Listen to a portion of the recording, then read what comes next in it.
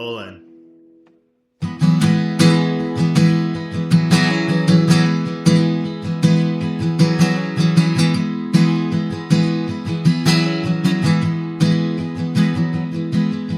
Well, hey, what's it been? Has the earth made a couple of spins since I've felt the warmth of your laughter? I've seen the brightness of your grin. Remember that beat-up Bronco that we drove into the ground, chasing the sun to the horizon, where freedom can be found. Oh, I was just a kid then, so much older than I knew. Nights with you on the old canal, the haze of the moon. So let's pick up where we left off. After all this time, after all this time, let's pick up where we left off. Sweet friend of mine, sweet friend of mine.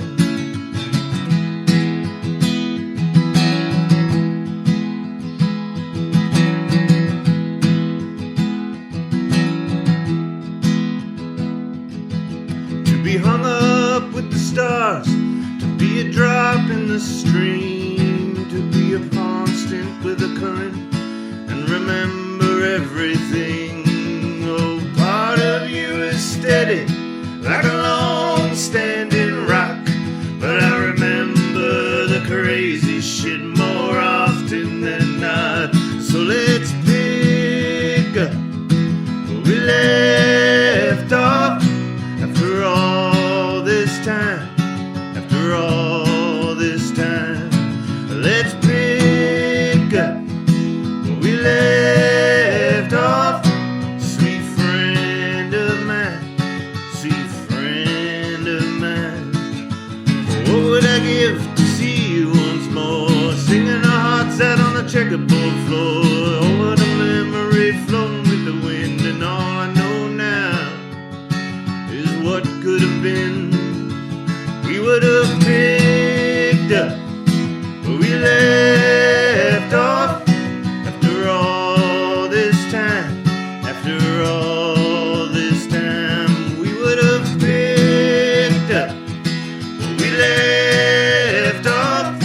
Sweet friend of mine, sweet friend of mine. 1, 2, 3, 4. Passing by, dreaming on the blue sky, around, thinking to ourselves on and on. Forever is a day gone, you and I, wishing to ourselves that we were young. Oh, lately I've been drying out by the wind and sun. So lately we may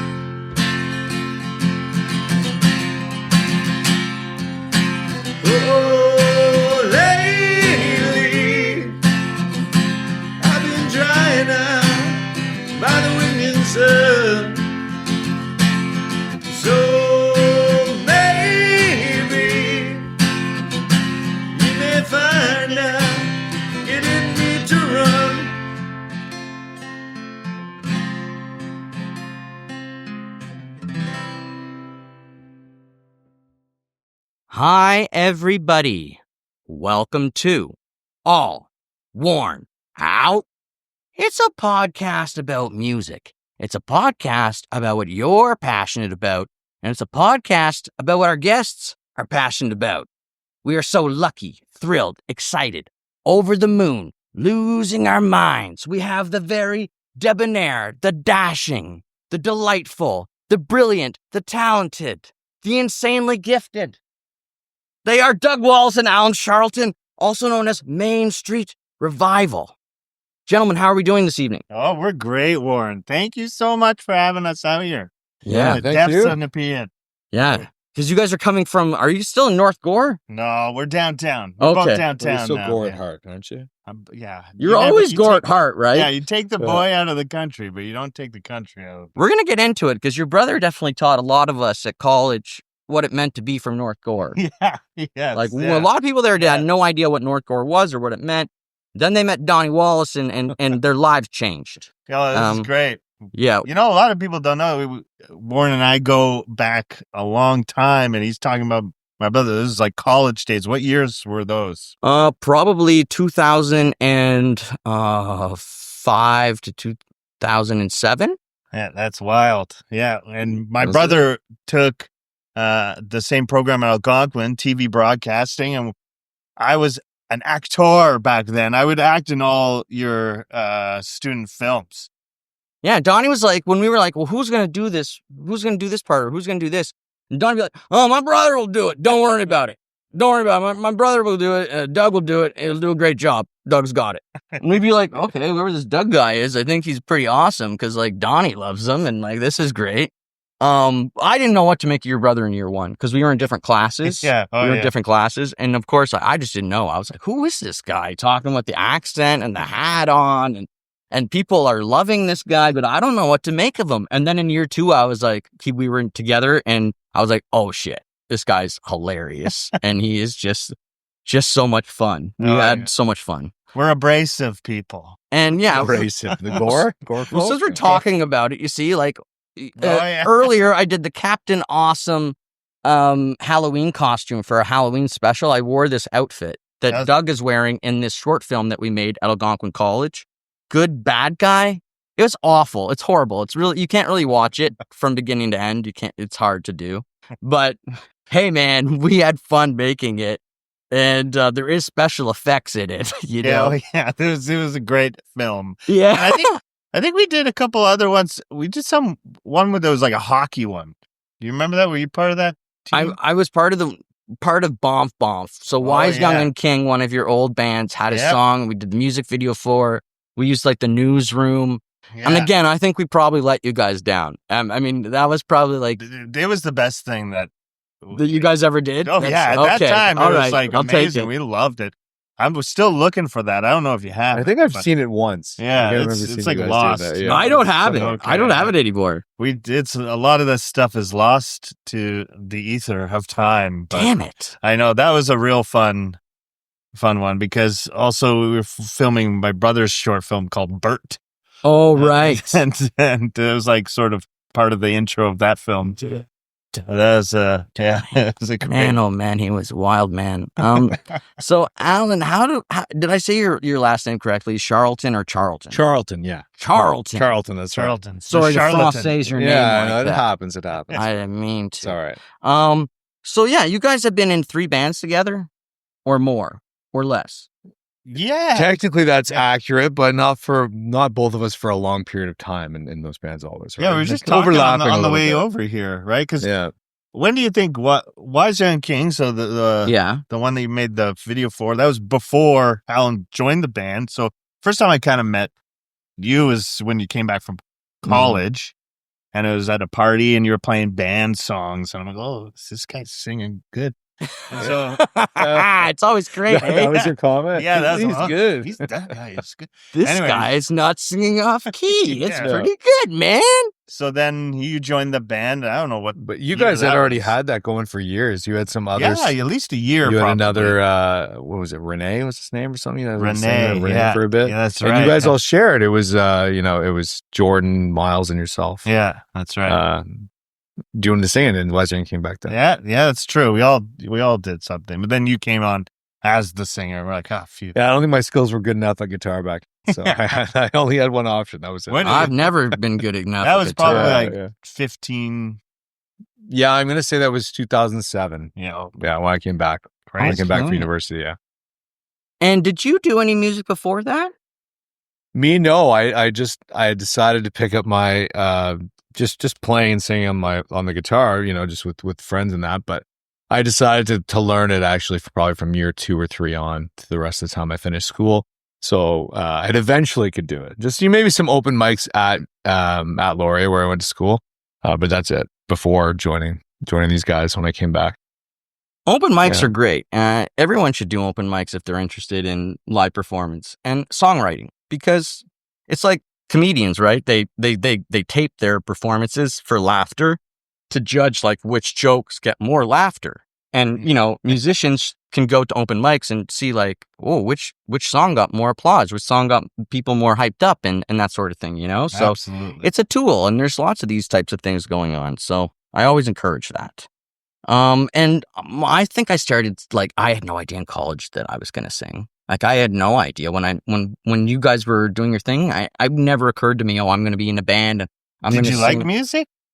Yeah, but I never thought that that's what I was going to be or that I was going to be involved in. Like, I don't know. It was just, that kind of developed through failures, I guess. And then like falling down and I don't know, man. I made a lot of weird decisions in my 20s, and somehow this is how it all worked. The wash came out of the wash, but It's funny how time works. It just kind of, all those things like in the 20s, like we were saying, we've been in 2 bands together, but not very often. So it'd be like a short time in a band, then it'd blow up, and then the next band, then we'd blow up. Yeah.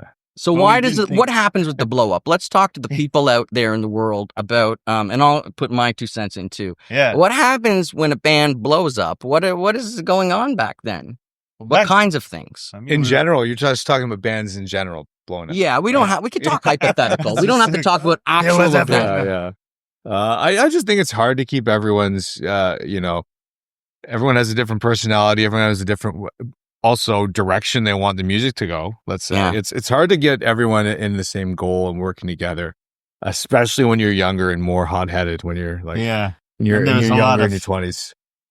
It was very lubricated back in those days. There's a lot of ego, right? There's a lot of ego, and there's a lot of like young male ego, which is like probably the worst kind. So, absolutely, and gosh, yeah. And it's like I always say, we're rowing that canoe, we're rowing it. Everybody look ahead and row. Don't look at the moose. Don't look at the hot girls over there. Just row the damn boat.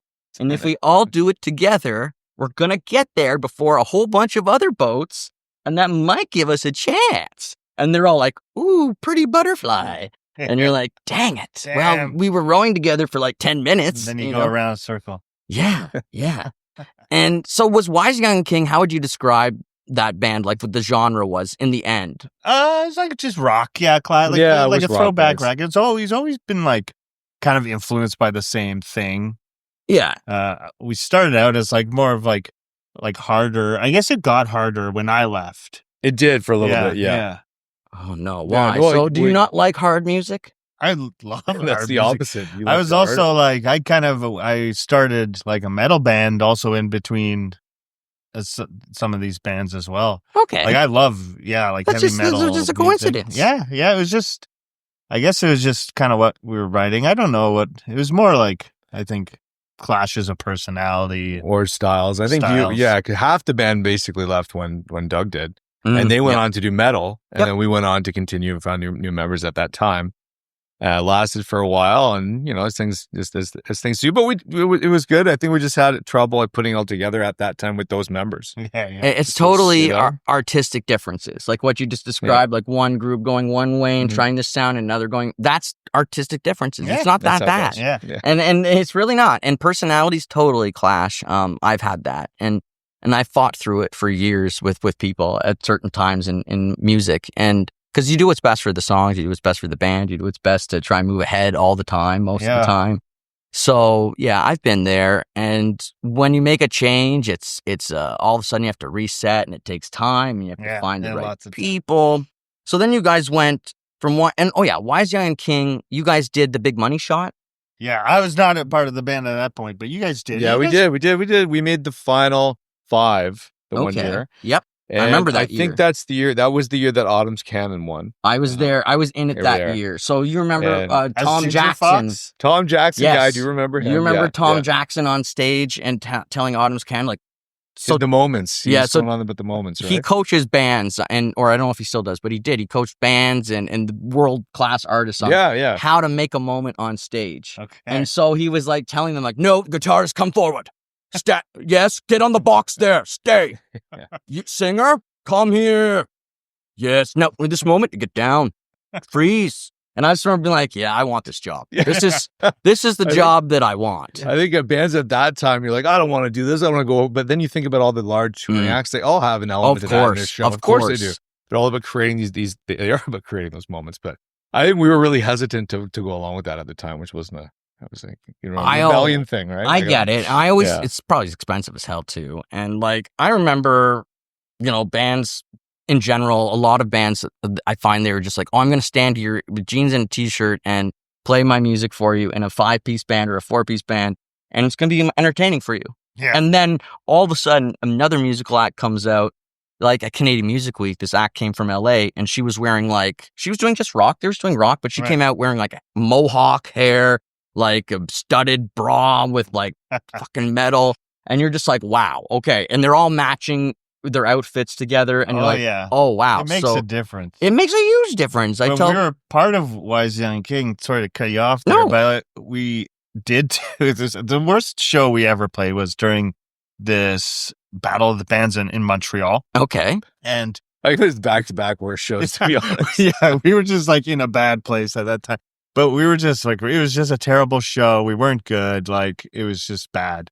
But then the band who came on directly after us was Down with Webster. Oh, And they came out in like wolves masks and like crazy like fur jackets. And they were just like incredible, right? Like they ended up being a touring act. And, Yeah, and they were did. very I think good. they won. So like We lost. They probably definitely like lost that. benefited from how bad we were. The juxtaposition of it's Those like burn Rick the tape James. shows, When Rick James was like, unity. It's a true thing, folks. If you can like make people feel that connection that the band has, and then they're like, oh, I'm watching something unique and something different.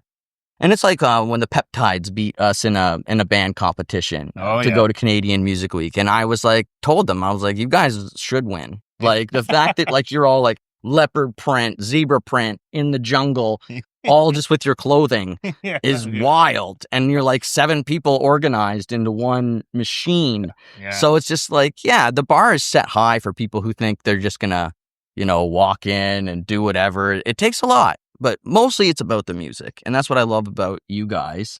And Alan, you've always had like a powerhouse voice. Mhm. So you've been able to kind of like Sons of Stone, was that more the hard stuff? That was probably even harder than Wise Young King. Yeah, oh, yeah, I would definitely. say so. I just kind of got on that for a bit doing it, like because I realized that I could kind of do it, and then you just continued on that, and that band was a lot more, I would say, hard rock, riff rock, a lot of riffs. Okay, Yeah. I love Yeah. riffs. Riffs are the best. I know. Yeah, you like riffs too. Well, because as a vocalist, right, I can come up with melodies, but then they're mine, and then then they have to write around it. And I'd Mhm. rather if there's a really good riff already, and then it hooks me, and then I'm going to write around it. sing around the riff, exactly. Yeah, and I Very love good. that method more so because it gets me excited, and I'm like, oh, this is a good riff. Like, the people are going to like this, and it just gets the fire going. Oh yeah. So yeah, I was going to talk about 2024. You just about a year ago, you guys released your second full-length album, Another Harvest Done. And That's of right. course, we're now talking about Main Street Revival. I was gonna, like, you guys have it written down somewhere as MSR, but like, I like Main Street Revival. Yeah. I like it. Thank you. And also because like you got Revival in there, and I've always wondered since Creedence Water Revival. Like, will anybody ever successfully get Revival into a band name again? Yeah, we'll see. And it's like, I Seems think, like a lot have tried. yeah, I agree. Maybe, but I think, yeah. but I think you've done it. Okay, you hear it first, people. I'm endorsing it. So, mostly recorded live off the floor. What Yeah. does mostly mean? We did some synth parts and vocals after the fact. Some I think we might have kept a couple of the vocals. couple live, maybe. Yeah, but we played as a band, so we recorded at Little Bullhorn Studios Where's that? by Beyond the Pale on Ooh. Spruce Really Street close there, yeah. with a guy named Dave Draves. And so this place, I moved in to these condos. Hopefully the AI can take that up. But I moved in across the street from this guy, and I met him like just kind of while I was outside playing with the kids, and he's saying, "Oh, I got a studio. I'm like, "Oh, that sounds good." Like I didn't really, and then for whatever reason, life goes on, and I'm moving out of that place. It was like directly across the street, and he's like, "You got to come see the studio." So I'm like, "Okay, I got to go see the studio," and it was amazing. It's like something that you would see in Toronto, Montreal, New York. It's like this really cool boutique studio. And he's had like, I guess like he just celebrated his 30th year there. And so he's done like Jim Bryson and Kathleen Edwards and like tons of people, like Melwood Cutlery. I think he's Melwood Cutlery and Michael Feuerstack. He's like a songwriter. Anyways, he's got like a fully analog studio, and he was like, "Oh yeah, well we rented out to bands to rehearse, and we were looking for a rehearsal space, and so we're like, oh, this is a perfect fit." And we ended up like rehearsing there over the course of a year, writing these songs that are on the album in that room. And then he was just like, like I could record you, and so. It all worked out. Yeah, it all worked out. And so he does like tape. So we did this new record. Oh, you did it on tape? Yeah. Wow. Yeah, it was great. So Old school. we did it old school, set up Friday night. And we've had like bad experiences recording live off the floor before. Yeah. I think most bands would. Yeah, I think that's common, yeah. But we were kind of like locked in, and it just kind of worked out. It was a really like magical couple weekends in March of last year. And, the sounds kind of fit everything too, because we played all analog. Like our keys player played a Rhodes and a clav pianette and tuned it all up, and it was just a great fit, I thought, for the album. So when you guys came out of it and you listened to it, did you get that 70s vibe just even right away off the recording? I think it sounded good already, because when we did, so you're asking about live, what did we do live off the floor? It was really just drums, bass. Yeah. One of the keyboards, if you ever added a second, that's obviously you would have had to do it separately, right? Mhm. One of the keyboards, and it was mostly those and rhythm guitar. And Okay. even some lead guitar. So most of it was there. So we heard everything except without maybe some solos, some extra. Moog. Yeah, no sax. Saxophone was done later, but things like that. So we heard it, no vocals, but it sounded really good. I love the sax in your music, and I like it when bands just use horn sections and apply it. I think it's so great. And I did get, like I was saying to you, it's like I am getting the Tom Petty vibes. I am getting the Bob Seger feeling, a whole bunch of that stuff from that time period, but a little bit more mature sounding than what I remember of Wise, Young, and King. Oh, But that's just like what I remember. And and again, what I remember of Sons of Stone was that it had that harder hard rock edge to it. So I remembered that. And then, so you guys did those two beautiful performances for us. What were those songs called? First up, Doug, you were singing. What was that song called? That was, what do we call that one? After all this time. After All This Time. After All This Time. Is that on the album? No, that's sort of like a newer one that we're... Okay, excellent. That's a new one you're working on. Yeah. And Alan, what about yours? That was the last song off of Another Harvest Sun. It's called Drying Out. Drying Out. Yeah. Drying or Dryin'? It's actually drying with an apostrophe. You know, didn't have the G in there. Perfect. But yeah. Excellent. So, I mean, I enjoy both of them so much. And again, the fact that you guys are harmonizing and going for that, I mean, people love it. People really like harmonies, and they should. And it enhances your music so damn much, right? It's like, once you add it in an album and you worry about backing vocals in an album that one time, whenever it happened, when you keyed in, like, it won't just be enough to just have the lead vocals. We're going to have all this other stuff supporting it. And gosh, it's amazing when you start doing it and you hear it coming together and you're like, oh yeah, that's the way it clicks. Well, we wanted to go with that new approach because this is only 2/3 of the singers in Minstrel Revival. Anyways, there's also Eric Hertzberg, who's not here today, obviously, but he's from Cold Capital, the band before, and he's the keyboard player, but he's also a singer. So it's the three of us taking turns on lead and backups. And we're all writing. So it's like we have like 3 writers and we write together as well. And when we did the vocals for the album, we just set up one mic in a room and we would just all gather around the mic and sing the harmonies like that. It came together a little bit more. For some of them. Yeah. Well, when you were talking about Live Off the Floor, like, I watched the second album that Taming Sorry did. The guys went in there, like, it was the drummer, the bassist, the guitarists, and they were live off the floor. And I was the vocalist watching in the other room going, oh, it's so good. You know, you're like, oh my God, they're so good. And then, you know, it's like, I can't mess up now. They're absolutely destroying it. Yeah, I have to be good, you know? And like, oh yeah, I get it. And it's a feeling of pride too. The same as when we were at Blues Fest and the guys in the band had created transitions between every single song. There wasn't a second of dead air. Oh, great. Like, the bass player didn't stop playing the whole entire time. What year did you play? 2023. 2023. Yeah. And it was a lot of fun, but just like that pride that I felt afterwards when I was like, you guys like killed it. Like, the fact that the transitions just ran beautifully and then all the blocking we had planned out and it all paid off. And the only regret I have is that we told the horn section that was offered to us for free that we weren't going to use them. No.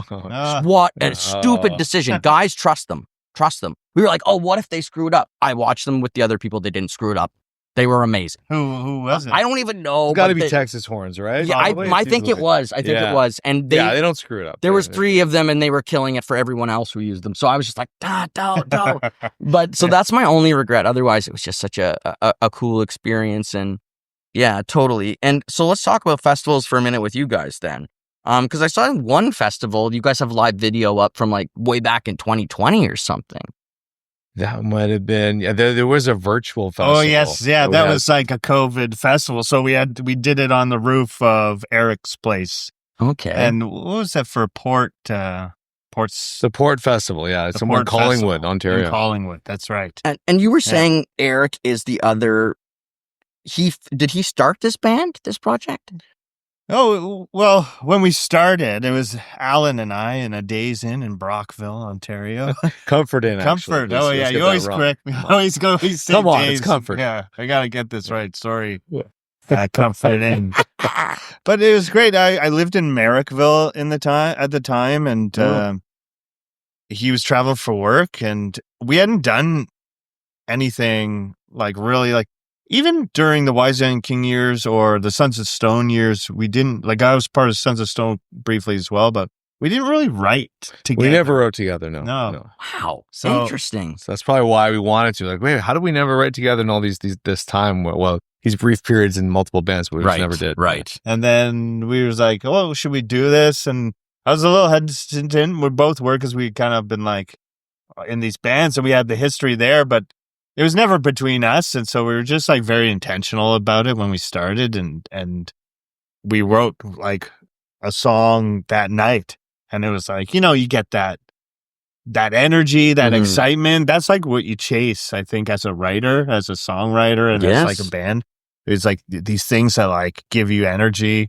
Yeah. And we had that immediately, and we've had it ever since. And I think we value each other's friendship as well, like a lot. So I think important. We're not letting things get in the way of that. So I think we put that. So and then But Eric he came never missed early. a show. No, He was in for the first show. yeah. He just wasn't in. He wasn't in the first couple and songs. he played on the first album as well too. Him and his brother Okay. played keys on the first album, doing organ parts and stuff. And that's kind of how we hooked him. Like, oh, can you play on this album? He's like, yeah. And we just slowly, I roped we roped him in because he's so great, and Mhm. he just adds that different element. So he's been in since at least 2019. Yeah. Okay. And then COVID. Right. Of course. we- Like, it delayed everything. Really pushed us back Yeah. after releasing our first Uh-huh. album. Same here. Same here, gentlemen. I totally vibe. Because with you guys that. released your first Yeah, album in 2019. 2019. Same Yeah, thing. same with I us. totally Yeah. vibe you, man. And it was just all of a sudden out of nowhere, like, Yeah. Plan to have a big 2020. Yeah, Just released the album. it's gonna be Here we so go. huge. Yeah.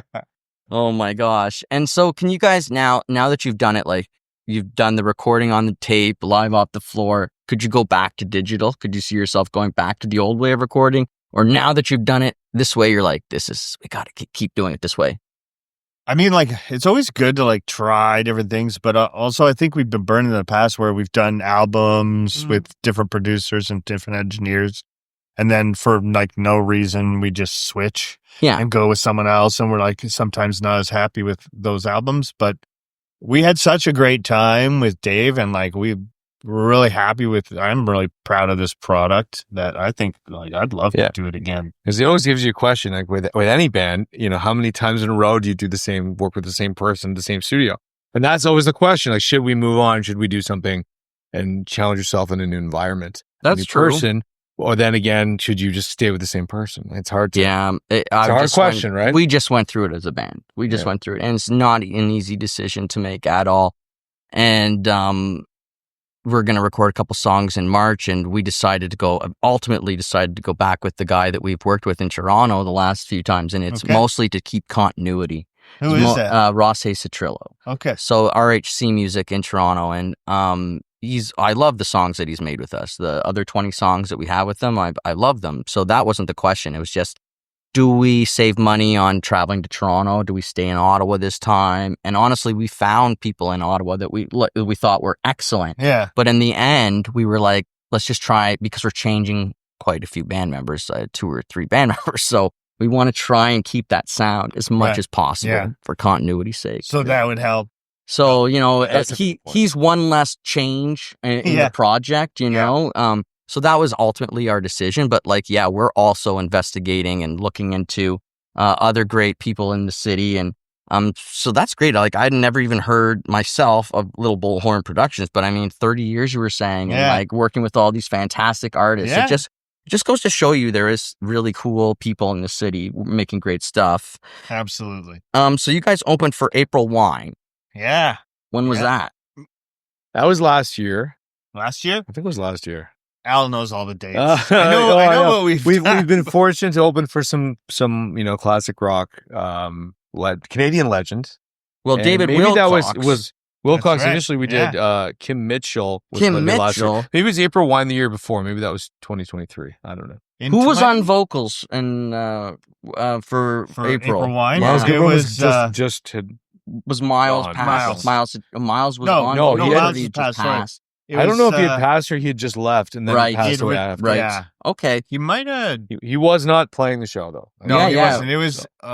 We just had Skylar Radmore in here, and he's, I watched that. Right, he's yeah. taking up lead vocals for 5-Man Electrical Band. Yeah. So I mean, it's wild that that was a great episode. The And dream keeps going for people. Yeah, Wise and Kim, we used to play with the Weeds Oh a yeah, couple of times. I thought yeah, we. Skylar back from those days. Yeah.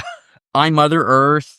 Yeah. Sue Foley. Yeah. You guys have opened for quite a few awesome artists. Yeah. We had like a really good. So, like at the end of COVID, the Bronson Center had done all these renovations and redone their sound system, and we're like really trying to change tune on the place and get great acts going in there And open after COVID had not. Yeah. Yeah. And so like they asked us to do a show, and it would be like a masked show. It was like before shows were really even a thing anymore, or Mhm. like before like things really opened up. So it was like a test, and they're like, do you want to do like a show? So we did one with Claude Munson, And we got 250 people there, which for us is like a great. It's excellent. That's an excellent night. Yeah, oh yeah. Yeah, it was a great night, and it was amazing. We loved it. And then ever since then, they really. It'd be hard to headline the Bronson Center after that. That's our only headlining act there, that's for sure. So they had us. The first person was it Sue Foley that we opened? After that, might have been Sue. And or Wilcox. They gave us an opening gig for Wilcox. Yeah. And they really enjoyed us, like, because it was the Bronson Center that did the booking, and they were so gracious and kind and liked us that they kept booking us up for these classic rock acts. Hell yes. That's amazing. Yeah, so we had some great. Those are like my best memories, like opening because for those kind of like, crowds are all great there too. So anyone they show up, they show up early too. Classic rock crowd, they're there, and it is a great feeling at the Bronson Center because it's still intimate. Yeah, still like you can still get right up to that stage if you want to, and look at the look at your favorite artist, whoever might be playing that night, or. My favorite thing is to watch these bands from the side of the stage, right? Yeah, like, that's what I always the joy for us. Yeah, is like when I watch Crownlands from the side of the stage. It was just mind blowing. Did you guys open up for Crownlands? Yeah, and you played with Crownlands once too. Yeah, as Wisey and King. Back. And did you? And were they wild back then? Like these two guys came in like a one-man wrecking band. This must have been just before they broke. This was a place in Armpire that doesn't exist anymore. It was John Street Pub. Or something. Of course, that was they brought in lots of period of time, right, where they had so many the good acts. Lazies and a lot of bands played their first shows in Ottawa there. I think Glorious Sons too. I also got Glorious Sons open at that place too, before they got big, right? Just before they must have that album. It was a cool venue. People wanted to go and play there because I guess they were coming through Ottawa. And it had a good vibe. Yeah, it right? had a great vibe. It has a good vibe. It's too bad. That was a really good spot.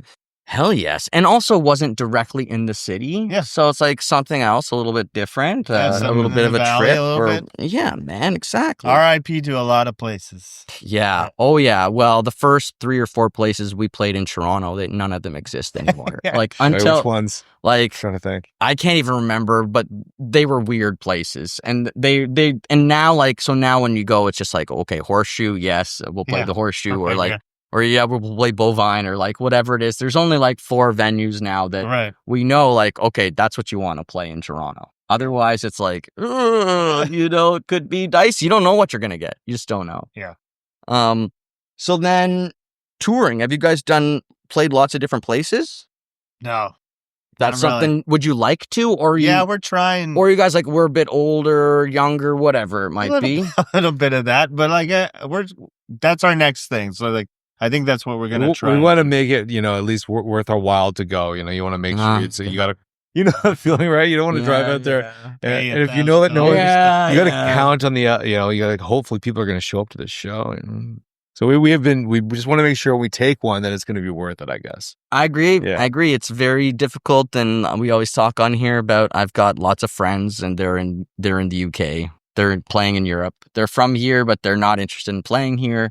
They're all in Germany, Spain, UK, and I was watching that double experience. Right. So when they were talking about like how it's way more feasible and that they could like hit 50 venues in a 4-hour drive, it clicked something like, oh yeah, it's probably like way more feasible to go to Europe, even with the planning and the flights and everything else. It's cheaper than the States. Yeah, that's crazy. And I mean, it's probably going to continue that way, folks. Probably.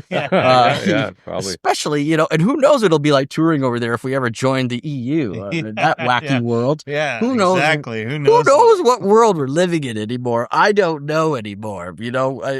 We used to, it's like Red Dawn. That's what I was talking about with the last people out here. Like, I was raised watching Red Dawn and this and that. And now I'm supposed to look at the Russians like they're not that bad. I can't do it. Yeah. I just can't handle it. I think I'm still not going to. I'm not ready to jump over. I'm not convinced yet that they aren't doing horrible things. When we started the band, we did play in Toronto. And actually, I wanted to take, because Warren's from Chesterville. And Chesterville. That was Warren's, one of you our grew up favorite there, for a right? couple I'm from years. Chesterville, yeah. So we Yeah. played. Born and at- raised. That's how me and Donnie got along all the time. I understood Donnie. Yeah. You could tell his accent. You could translate for him. When you drive in the morning in that car and terrify the shit out of everybody, people will just be like, "Oh my God, he's coming! There's Donnie." I only had a couple pints this morning and blah blah blah. It's like, yeah, right, Donnie. Like, holy shit, boy. It was wild But times. we played there. Those are some wild shows. What? McCloskey's.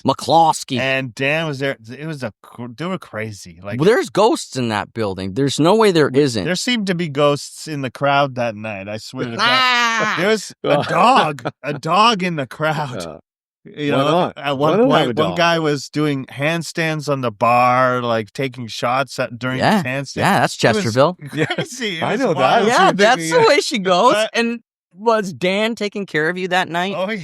and I'm stayed sure, over. and Yeah. I'm sure he took good care of you guys. Very good. He's a good cook. He Yeah. actually came out to one of our shows at Horseshoe because he was in Toronto, and like I didn't recognize him at first. I'm like, what the? How'd you get here? Like all of a Yeah. sudden and he's like, well, I'm in Toronto. I'm not, I'm like, oh, okay. He put us up that night. He got me drunk several was great, times, folks. yeah. I'm not gonna lie. And but it's Generous man, yeah. Gen- Now generous it's dude. gone as well. I know, and it's the people who brought that to life, that McCloskey's, real dreamers, real dreamers, which we Yeah. need in this world. We need Yeah. more dreamers. Because sometimes even if something comes to life for a little while and not forever, it's still great. Yeah. You know? Yeah. It's still great. Even if you get like a 3 to 5 year memory of something, I think it's worthwhile to dream and go for it. And yeah, Chesterville didn't really, I guess, support it enough. Or maybe, I don't know. But it's difficult gig, folks. Everyone in Yeah, Chesterville doesn't hard. really do anything except Hardly. skidoo and play hockey and get together and like with, so the bar was a thing, but mostly on the weekends, Yeah. I think, Yeah. for people, which is a good thing for society, but not for the bar. Yeah, your website's great. I just wanted to make that remark quick. MainStreetRevival.com. I liked it because Well, like, MainStreetRevivalBand.com. oh, yeah. damn it. MainStreetRevival.com is probably taken by. Why? Idiot. Idiot. Okay, Get it so- together. Yeah, man. What is wrong with me? Okay, MainStreetRevival.com. I'll put the links below and they'll be proper. And they'll be below in the thingy-majig in the description. And Roots Rock Canadiana, 70s indie, classic and fresh. Now, So it's a good Everything. summary, actually. It's like we made that up. you did. And the thing that's interesting about it to me is that radio, when you go for radio tracking, you can go for active rock, modern rock, or roots and roll. Yeah. But there's no roots and rock. And right. I was thinking there should be, because I do think what you guys are It's playing kind of a roots and rock. You're is right. different than, it's different than just rock music. It's different than active rock. It's different than modern rock. It's because of those classic vibes that are coming through. And I'm similar to you guys where I'm always trying to tell people what we are, right? And it's like, well, we're new wave classic rock or yeah. whatever the hell, we're 70s rock, Southern style. Like, I don't know how else to put it, That's and, a good way. That's and then that's people will true, look at that's us true. and they'll be like, Southern rock, oh, that. And I'm like, no, I don't have that flag flying in my house, Yeah. okay? I don't. I'm not like that. I'm not an idiot. I just love the music. the music. And, that's what it's all about for me. So, and the love, of course, the love that you share through the music. But the Bronson Center was another thing. Sorry, I'm going all over the place. That's okay. At the Bronson Center, what I like is going down into the bowels of the place. Yeah. And Oh, like, yeah. and I can also see like the nuns, the ghosts of the nuns running through the hallways, telling people to get to the sides because they're such tiny hallways. There's a lot the history. The best part was like the last time I played there was like a couple nights after Gwar had played there. And Gwar had used so much fake blood that it seeped through the floor and through the concrete ceiling into the dressing room in the basement.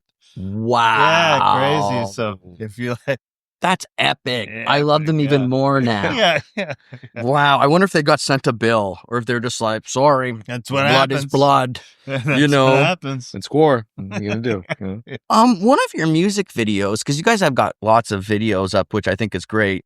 Ghost is the song. Oh, And then I saw it had got it. Hunter x Hunter is the music video. I'm a huge anime fan.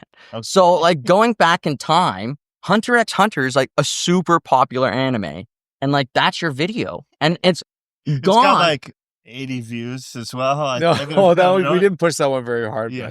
But, Did somebody make it we special, or had- did you guys just have fun? we had a Fiverr, someone through Fiverr to make that. Oh, one. okay. Yeah. And we just kind of said like, oh, anime style video, and Yeah. we were sure, let's see it. Yeah. So it's funny that you connected with that. Oh yeah, Yeah, man. no. I'm telling you, Hunter x Hunter is a great anime, and like I get it. Like he must have got the footage like totally legit. Like I get it because we did the same thing where we got like a lyric video done, and I was watching and it had like Popeye and like Popeye's in our video and stuff like that. Yeah. And they're like, it's all good, it's all paid for and everything, and it's fine. Yeah, they must. I mean, and you're like, that's freaking cool. So I really enjoyed All the that. stuff they can grab now, right? Yeah. As long as it's available and they can use it. Yeah, a lot of stuff, their copyrights are up because it's like 75 years or whatever. Yeah. So I think like the Popeyes, like you can't even copyright it anymore. It's No, like they're going through Public this, realm. they're going through this problem right now with Batman. Like Oh, yeah, Batman's they are. about to lose his copyright, and I think any day now, and like that's going to be a big thing where Would there's that spread to the modern Batman though? Or is like that's what people are arguing That's about. right, because it's spread everywhere, and then everyone can use it. Everyone wherever can they do want. Batman now, we will be Batman. right?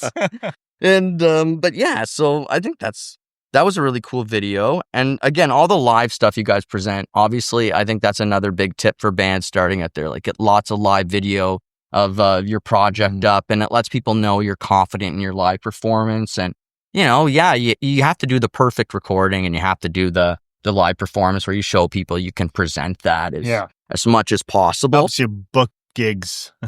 It's probably saved us a couple of times having those live videos. So let me ask you about performing the band at Irene's, and how many songs of the band did you learn? I think we did about 11 or 12 band songs. And we wanted that. We'd always been talking about, a bunch of us love the band, and we're thinking, we've never done anything where it's like just playing. We've never even played just a cover show with the whole band, so we were just thinking about learning this because we had Brandon fill in for us on bass this one show. Mark, our bassist, wasn't able to play, and he just kind of pushed us to, come on guys, like you said you do this band show, we're going to cover Radiohead, you guys should do it. And yeah, so we just did it. Forced We us had to do already started Yeah. doing some covers of the band in our sets for a couple of years. a couple we had band done covers, Across the Great Divide, Shape 'em in. Shape I'm In. We've done those. And so we were kind of tallying some of the band songs, and then we just like pushed through to What's the big band hit there? The Weight. That's yeah. it. So you guys did that We one? did play that one. Yeah. Okay. Yeah, we got to play the big. I've done the Weight at a Canada Day competition, but that was so many moons ago. And Fabian won that day. Fabian, you should have won. You deserved it. Good job, fam. Yeah, back 20, whatever. I don't know. Who knows? It's been too long. Yeah, so that's really cool. So let me ask you this question. Your early childhood musical memory. So Alan, we'll start with you. And this is like the memory where it's like you can remember this clearly, and it's like music, and it was amazing, and it really stuck with you. Yeah, I think it was just I had a lot of.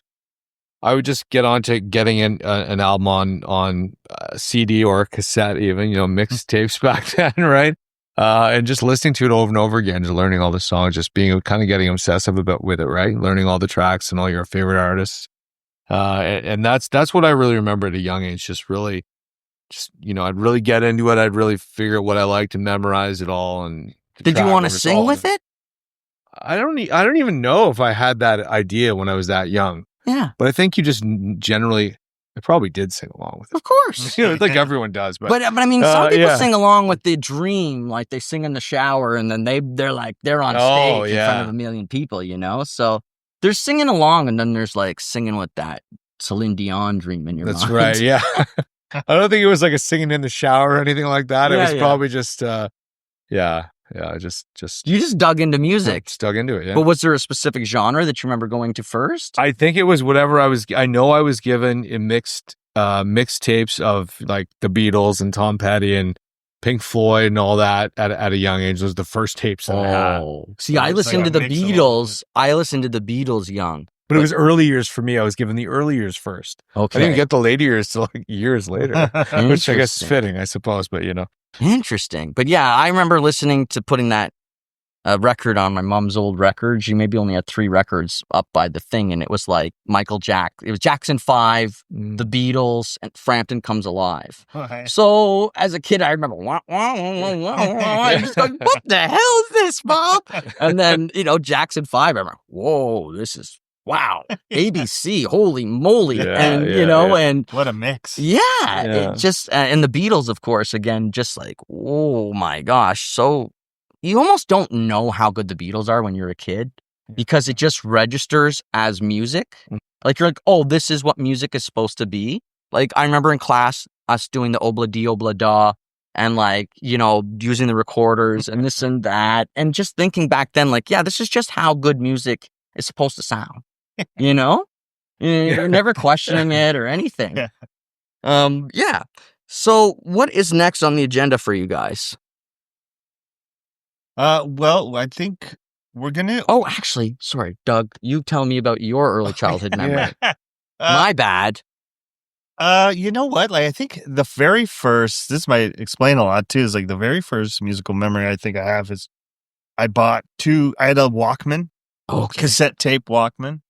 For you kids, but like I had bought 2 cassette tapes. I bought an Elvis Presley and a Weird Al Yankovic tape, and it changed my life. It really did. Like I put that Weird Al, I think first I listened to Elvis because I heard of Elvis when it was very young, and I was like, oh yeah, wow, so cool.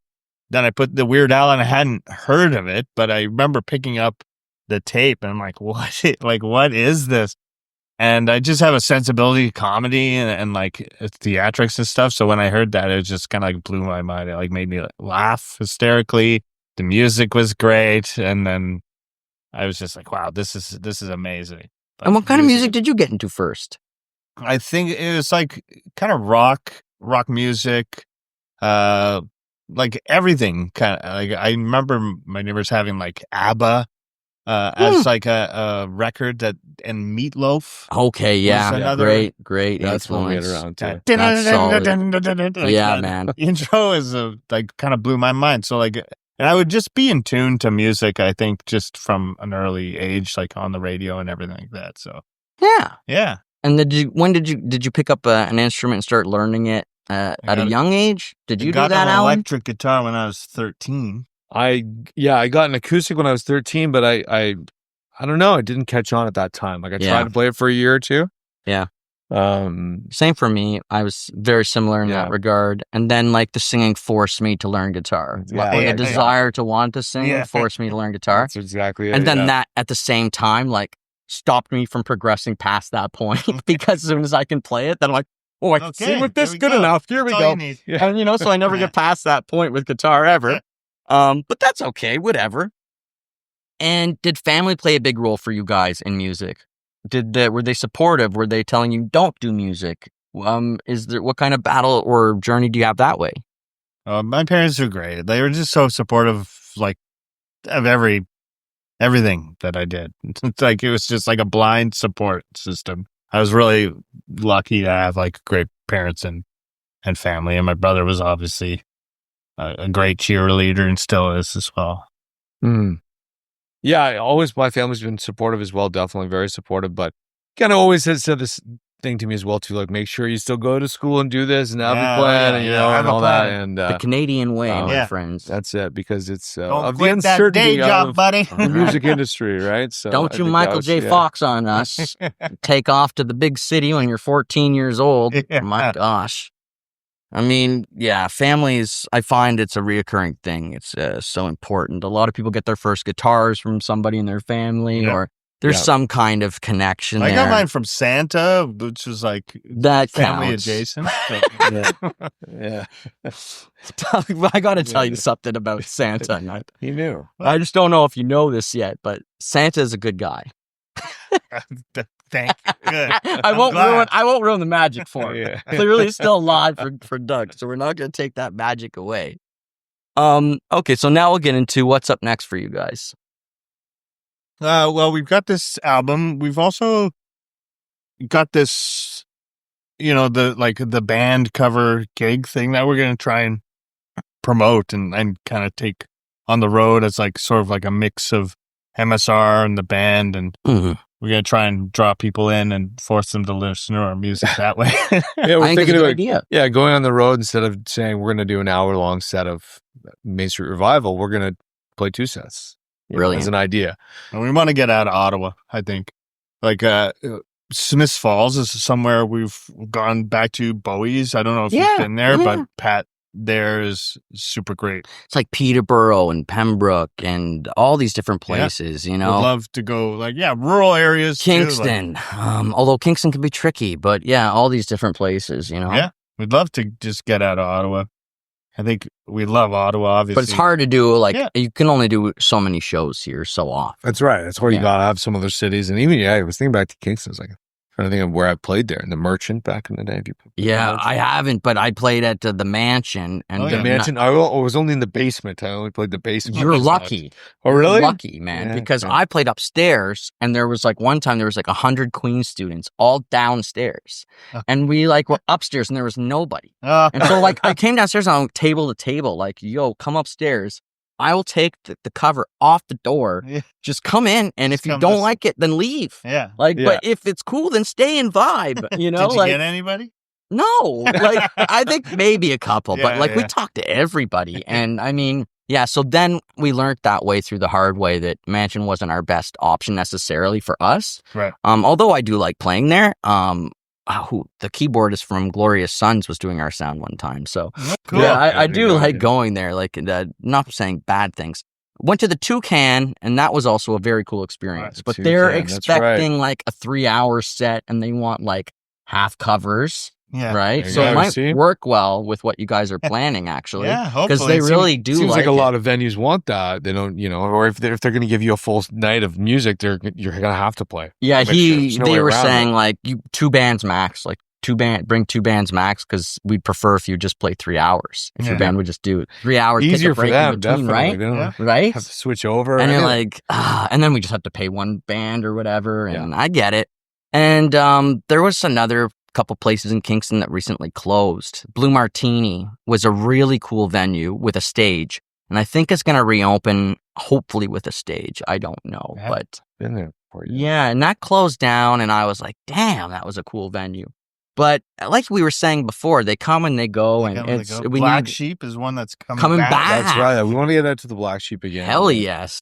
There must be a Wakefield lineup. In general, yeah. You guys played the Black Sheep, though, before, when they were running. I've played when I was doing so after those bands, when I was 30, I didn't write songs really in Wise and King and Sons of Stone. Mm-hmm. And when I was 30 is when I started writing songs. So only about 10 years ago.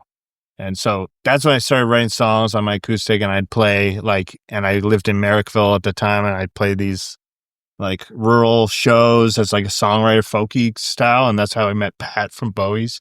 And I forget where we were getting at, but Black Sheep. Yeah, Black Sheep. So I played with Pat at the Black Sheep. Okay. I've done it was always during the too. snowstorm. Yeah, I never got in there. I mean, Ginger Fox we never got in there, but I mean, I'd love to now. You'd usually have to get, we'd always rent a bus and brilliant. Bring people out. Yeah, right? bring that people way. from Ottawa, but people love it. That's a good plan. Absolutely. And Wakefield is so beautiful that it's it is a nice little getaway for anybody. So absolutely. The cafe, the Cuff is gone. It's gone. Yeah, sad. Lots of places. Sad day, folks. But more will come. Flowers grow. All that good shit. I just want to say thank you so much to Doug Wallace. I want to say thank you so much to Alan Charlton. I want to say thank you so much to Main Street Revival. Go check out their music. Go to mainstreetrevivalband.com. That's right. Yeah. And check them out. There's going to be shows. They've got lots of music and videos. And if you love that classic rock sound and you wish it never ended, you've got you covered. You got vinyls now too, Warren. You got vinyl? You can get it at the Record Center on Wellington, and I think also Bank Street at, does it Compact there? Music, yes. Yeah. Okay. The vinyl of this album is Or out Bandcamp. now. Nice. Go get that vinyl, folks. Thanks Hell for yes. having us. Yes, thank you. Hey, hell yeah. Yeah. Thank you Thank so you. much to these guys right here. And thank you so much to you for watching. And we're going to see y'all again next time on All Worn Out. Bye-bye, everybody.